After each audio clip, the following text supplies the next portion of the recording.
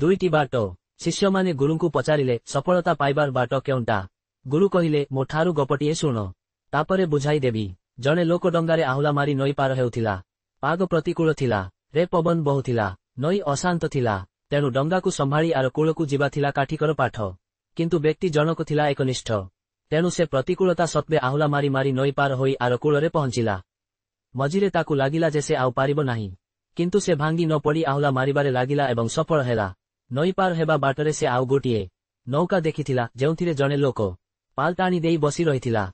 ପବନ ପାଲକୁ ବିପଜ୍ଜନକ ଭାବେ ଭିଡ଼ି ନେଉଥିଲା। ପାଲ ଟଣା ଡଙ୍ଗା କୁଆଡ଼େ ଭାସିଗଲା, ତାହା ଜଣା ପଡ଼ିଲା ନାହିଁ। ହୁଏତ କୂଳରେ ଲାଗିଥିବ। ଗୁରୁ ଏତକ କହି ସାରି କହିଲେ, ଆମେ ଦୁଇ ପ୍ରକାର ଲୋକ ଦେଖିଲେ। ଜଣେ ହେଲା ଆହୁଲା ମାରି କୂଳରେ ପହଞ୍ଚିବା, ଅର୍ଥାତ୍ ସଂକଳ୍ପ ବଳରେ ସଫଳ ହେଲା। ଦ୍ୱିତୀୟ ଜଣକ ପାଲ ଟାଣି ଦେଇ ବସିଲେ, ଅର୍ଥାତ୍ ଈଶ୍ୱରଙ୍କ ଇଚ୍ଛା ଆଗରେ ସମର୍ପଣ କରିଦେଲେ। ଜଣେ ଶିଷ୍ୟ ପଚାରିଲା, କିନ୍ତୁ ସେହି ବାଟରେ ସଫଳତାର ନିଶ୍ଚିତତା ତ ନଥାଏ? ଗୁରୁ କହିଲେ, ନା, ନଥାଏ, କିନ୍ତୁ ଯାହା ମିଳେ ତାକୁ ହିଁ ସ୍ୱୀକାର କରାଯାଏ। ଗୁରୁ କହିଲେ, ଅଧିକାଂଶ ଲୋକ ସଂକଳ୍ପ ପଥରେ ଯାଆନ୍ତି, କେବଳ କୌଣସି ମହାତ୍ମା ସମର୍ପଣ ପଥରେ ଯାଇ ତିଷ୍ଠି ରହିବାର ସାହସ ଦେଖାନ୍ତି।